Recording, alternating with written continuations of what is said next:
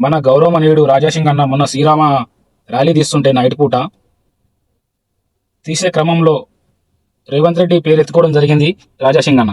అయితే ఆ సందర్భంగా ఏమన్నాడంటే రాజాసింగ్ అన్న రేవంత్ అన్న అని ఏదో చెప్పబోయాడు. ఆ రేవంత్ అన్న అనగానే ఎంజాగించి ఒక ఎవరో అనోన్ వ్యక్తి ఆడు అన్న కాదన్న సుల్లిగా లంజాగోడుకు అని చెప్పి మాట్లాడాడు గట్టిగా.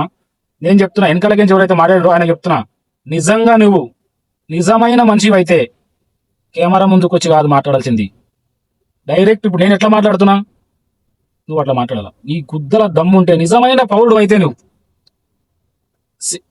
మందుకు బిర్యానీ ప్యాకెట్లకు అమ్ముడపోయి మాట్లాడుతున్నావు అంటే రాకు.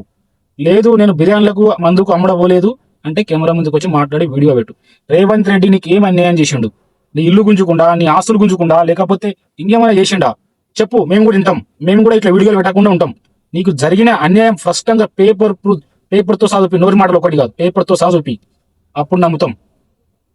ఒక పెద్ద మనిషి సభలో ఉండి అంత పెద్ద మాట నువ్వు ఒక స్టేట్ సీఎంని మాట్లాడుతున్నావు అంటే నిన్ను ఏ విధంగా నేను బ్రెయిన్ వాష్ చేసారు అనేది స్పష్టంగా అర్థమవుతుంది. ఇంకా కొన్ని రోజుల తర్వాత గురుగారు మనం మాట్లాడలేము, ఎందుకంటే ఒక చట్టం మా రేవంత్ రెడ్డి అన్న గారు తీసుకొని వస్తాం.